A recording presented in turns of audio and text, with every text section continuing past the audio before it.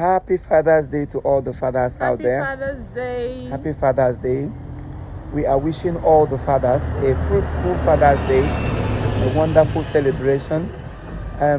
Every man out there that is doing what is expected of him, we wish you a fruitful day, a fruitful year, a fruitful celebration, a fruitful incontinental beautiful celebration. English how die mo swagodi hapo ga ndebu nna unu na agbali onye obuna bụ onye nna na-eme ihe nna kwesịrị ime. Abụrụ mmadụ niile ụfada enwe ndị feathers ya wụ abụbara ọkụkọ. There are fathers, there are feathers. Of course. So, but if you're a father, this message is for you.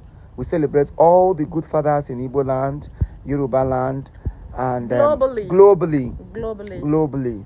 Ndị Igbo niile na-agba mbọ na-take care of their family, na-eme ka obodo na-adị mma, na-eweta udo na family. Every man that makes speaks, na-eweta ọganiru, ga-ahụ ihe ọjọọ, ya asị ihe ọjọọ wụ ihe ọjọọ. Ịhụkwana ihe ọma, you embrace ihe ọma. We celebrate it today. May the good Lord continue to strengthen all the fathers, give them reason to keep on smiling, give them a good home. Good wife will come your way. Good children will come your way. Yes, sir. You will never give birth to children that will swallow your investment. You will never give birth to children that will swallow your... That will thwart all your efforts. Thwart. Any child that will thwart and share your investment, and it will never come your way. Ya baigana for me, ya get your mammy and share. Jesus.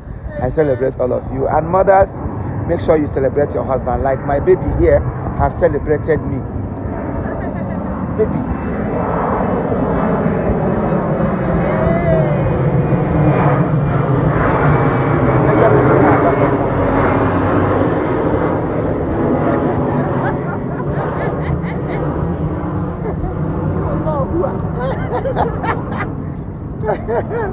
Why, baby?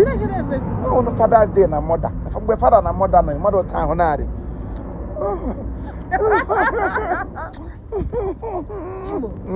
Imo.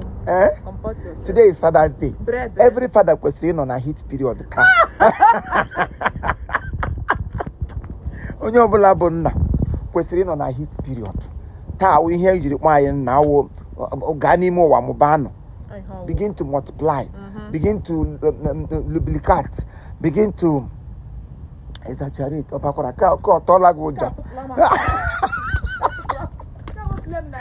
All right, we are happy over here. It's cold out here, but then you can see we are trying to adjust.